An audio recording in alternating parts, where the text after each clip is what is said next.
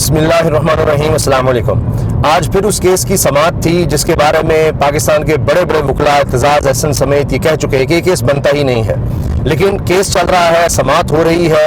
और जिस तरह से ये समाअत हो रही है ये भी पाकिस्तानी तारीख में पहली दफ़ा है और ये अनोखा ही वाक़या है कि एक साबिक़ वज़ीर आज़म को जंगले में पेश किया जाता है, बाकायदा जंगले में। और आज तो ये हुआ कि वकला ने इस पर बाकायदा एहतजाज करना शुरू कर दिया कि एक तो जेल में ट्रायल हो रहा है। आप देखिए, माजी में इसकी मिसाल नहीं मिलती कि जेल में ट्रायल किया जा रहा है ताकि कहीं किसी को कुछ पता ही न लग सके। अब इमरान खान साहब के नाकदीन वो भी ये कहने लगे हैं, अब जाहिर है कि आइन और कानून के मुताबिक कहीं ना कहीं तो उनको भी शर्मिंदगी का सामना है।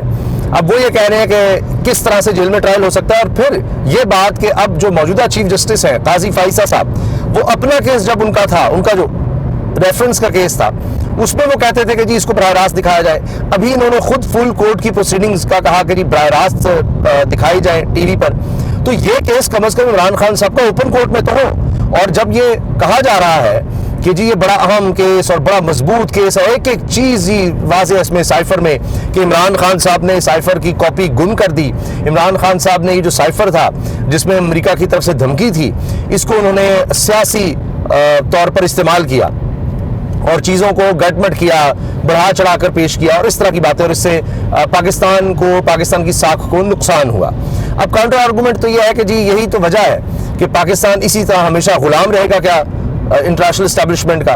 कोई तो हो जो बताए कि किस तरह पाकिस्तान पर दबाव डाला जाता है और किस तरह पाकिस्तान की हुकूमत को एक चलता कर दिया जाता है कि जी हमारे कहने पर वज़ीर आज़म निकालो और हमारे कहने पर जनाब वज़ीर आज़म रखो।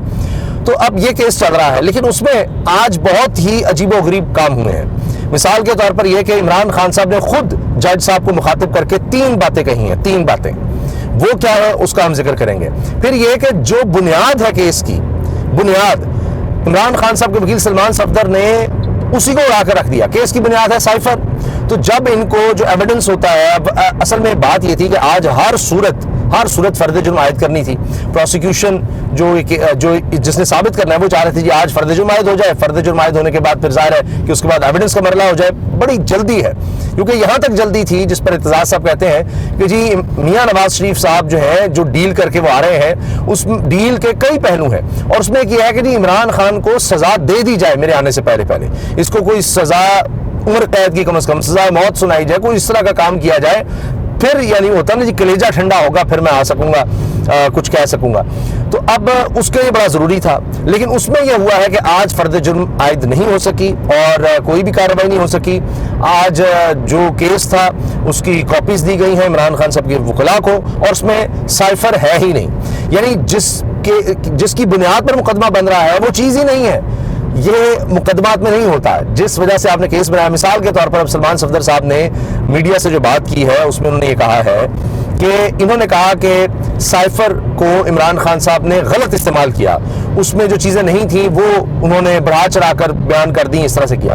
तो जब साइफर की मौजूदगी ही नहीं होगी, यानी उसमें लैंग्वेज क्या थी, उसमें क्या कहा गया था, वो सब बात, तो कैसे आप साबित करेंगे कि जी इमरान खान साहब ने गलत बयानी की है या उसके अलावा कोई बात की है, उससे हटकर कोई बात की है, जब वो ही बुनियादी चीज़ एविडेंस का सबूतों का हिस्सा ही नहीं है तो बाकी केस क्या रह जाएगा।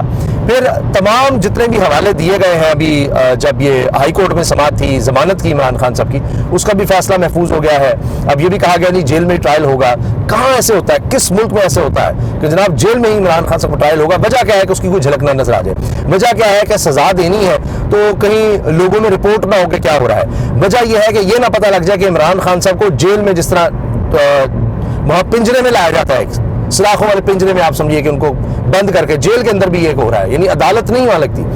अब उस पर जब इमरान खान साहब ने 3 मुतालबात रखे हैं, उसमें क्या हुआ है उस पर आते हैं। सलमान सफदर के हवाले से मैंने आपको बता दिया, इमरान साहब के वकील ने जो बातें की हैं, और फिर इसके साथ साथ अब आगे सलमान अकरम राजा साहब कहा जा रहा है कि जी वो वकील होंगे अपील में, जिसमें जो जेल में इन्होंने ट्रायल का कह दिया है इस्लामाबाद हाई कोर्ट ने, उसके खिलाफ डिवीजन बेंच यानी 2 जजेस के सामने भी जा सकता है मामला, और सुप्रीम कोर्ट में भी इमरान खान साहब के वकला जा सकते हैं, उस पर भी बातचीत चल रही है। जहाँ तक बात है जी कि इमरान खान साहब ने जो मुतालबात रखे या जो बातें कहीं, वो मैं आपके सामने रख देता हूँ कि 3 चीज़ें थीं। समाअत शुरू होते ही इमरान खान साहब ने 3 मुतालबात सामने रखे।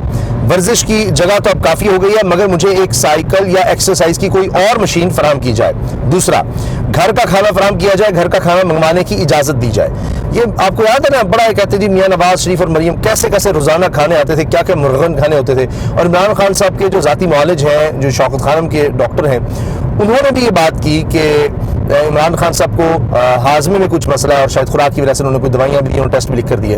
तो अब वो खुराक का उन्होंने कहा कि घर का खाना दिया जाए। तीसरा इमरान खान से मुतालबा किया कि ये बड़ा केस है, इसका ट्रायल ओपन फॉर ऑल होना चाहिए, केस की शफाफियत को मद्देनजर रखना चाहिए, ट्रायल ओपन कोर्ट में करें और अवाम भी देख सकें सब कुछ। अदालत ने जवाब दिया, हम देखते हैं इन मुतालबात को। बहरहाल अदालत ने क्या देखना है, देखने वालों ने देखना है। तो अब ये चीज़ें लेकिन ज़रूर है कि सामने सब क्या आ रहा है, सारा सिस्टम किस तरह से काम कर रहा है और क्या हो रहा है वो सबके सामने आ रहा है। सुप्रीम कोर्ट में आज एक और डेवलपमेंट ये हुई कि तहरीरी फैसला, डिटेल जजमेंट आई। अमाद यूसुफ जो ARY के वाइस प्रेसिडेंट है, उनकी गिरफ्तारी और उस हवाले से था। उसमें ये भी कहा गया कि हुकूमत और रियासत ये इस तरह के काम ना करे कि लोगों में खौफ व हिरास फैले, और इस तरह से नहीं, कानून के मुताबिक चले और इस तरह से कानून का गलत इस्तेमाल ना किया जाए और लोगों में खौफ और हिरास ना फैलाया जाए। ये चीज़ भी इसमें सामने आती है। इसके साथ जनाब एक और चीज़ रिपोर्ट हो रही है, इमरान खान साहब के वकील बता रहे हैं कि इमरान खान साहब बहुत हौसले में हैं और इन सब चीज़ों के बावजूद वो यही पैगाम दे रहे हैं कि जहाँ भी ये मुकदमा चला लें, जिस तरह का भी मुकदमा चला लें, आप लोगों ने घबराना नहीं है, बल्कि आप इलेक्शन की तैयारी करें। अब ये बहुत दिलचस्प बात है कि ये सबको नज़र आ रहा है कि जी हर सूरत इमरान खान को सज़ा देनी है और सख्त से सख्त सज़ा देनी है, केस बनता ही नहीं है। सब ये कह रहे हैं कि जनाब ये केस ही नहीं बनता और इसमें वैसे सज़ा 2 साल से ज़्यादा हो नहीं सकती, लेकिन जो ये करना चाह रहे हो यह कि ज़मानत भी ना हो और कहा जाए जी 14 साल या सज़ाए मौत इसमें हो सकती है। क्यों कि जी दुश्मन मुल्क को इन्होंने फ़ायदा पहुँचाया इमरान खान साहब ने ये साइफर का इस्तेमाल करके।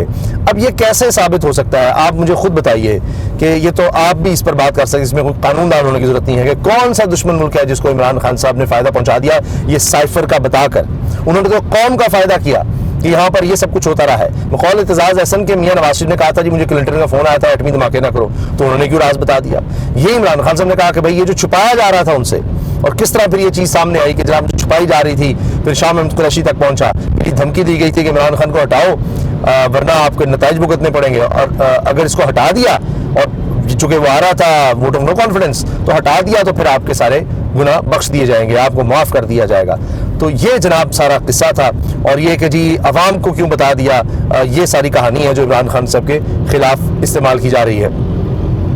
इसके अलावा जनाब इमरान खान साहब के वकील ने भी कहा कि जी ये किस तरह का ट्रायल है कि जो खुफिया भी है, गैर मुनसिफाना है और दोहरा मेयार नज़र आ रहा है कि जिस तरह ये केस चलाया जा रहा है खुफिया तौर पर। तो अगर इतना मजबूत केस है सबके सामने चलाएं। और उन्होंने ये भी कहा कि आज कोशिश तो यही थी कि फ़र्द जुर्म आयद हो, जो इमरान खान से मुखालिफिन हैं वो यही चाहते थे प्रोसिक्यूशन, लेकिन ये नहीं हो सका। अब समाअत पीर को होगी, पीर तक मुलतवी हो गई है। FIR और ज़मानत से मुतालिक भी फ़ैसला हो चुका होगा। उम्मीद तो यही है कि तब तक ये फ़ैसला हो जाए। वैसे आप समझ सकते हैं कि पहले ही जो फैसला देने वाले हैं इस्लामाबाद हाई कोर्ट के चीफ जस्टिस आमिर फारूक साहब, तकरीबन सारे केसेस ही वो सुनते हैं इमरान खान साहब के, तो वो किस तरह का फैसला दे सकते हैं देख लेते हैं, और जो भी फैसला आएगा आपके सामने रखेंगे। लेकिन अभी तक कोई इमरान खान साहब को कोई ख़ास रिलीफ मिल नहीं सका। ज़्यादा 99 केसेस तो समझें आप 100 में से, यानी 99% केसेस जस्टिस आमिर फारूक साहब के पास वो खुद ही सुनते हैं इमरान खान साहब के जब भी इस्लामाबाद हाई कोर्ट में जाते हैं, और ज़्यादा केसेस इमरान खान साहब के इस्लामाबाद हाई कोर्ट में ही है। लेकिन वहाँ से कोई ऐसा रिलीफ मिलना उसकी उम्मीद कम है, और जिस तरह से केस भी चलाया जाता है हर दफ़ा फैसला महफूज कर लिया जाता है और बाद में पता चलता है कि जी क्या चक्कर हो रहा है। लेकिन इमरान खान साहब को इन सब मामलात के बारे में सबसे पहले ही पता था, और वो ये बात हबीब अकरम साहब को बता चुके थे कि ये होगा, और इसलिए वो इस सब के लिए पूरी तरह तैयार थे। लेकिन लगता ये है कि एक तज्जिया ये भी दिया जा रहा है कि असल में इमरान खान साहब को पता था कि उनको सज़ा तो हर सूरत उन्होंने देनी है, तो इमरान खान साहब डट गए और उन्होंने कहा कि ठीक है सज़ा देनी है दे लें, लेकिन सिस्टम की जो खामियां कोताहियाँ हैं, ख़राबियाँ हैं, वो ज़रूर कम अज़ कम वो अयां कर देंगे और वो डटे रहेंगे, पीछे नहीं हटेंगे।